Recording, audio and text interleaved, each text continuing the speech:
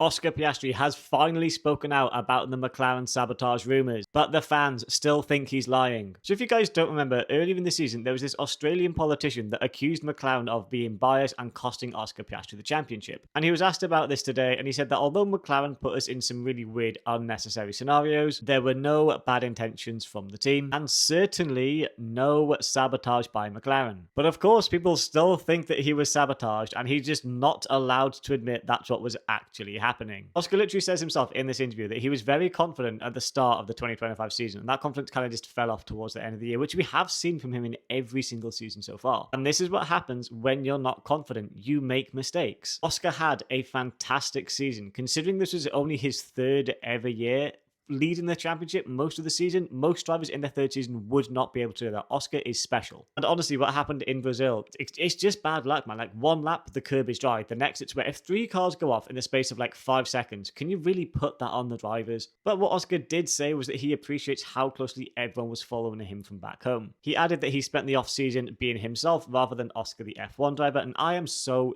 glad. I said last season that Oscar Piastri is going to have a villain arc for the last sort of few races of 2025. That didn't happen. So 2026, Oscar Piastri villain arc. You heard it here first. It also says that Oscar Piastri is the highest paid athlete from Australia, which I thought was quite crazy. But then again, I can't really name any other Australian athletes, so yeah, I suppose that tracks. But let me know your thoughts in the comments, and if you're new here, don't forget to drop me a follow. We're on the road to 50,000.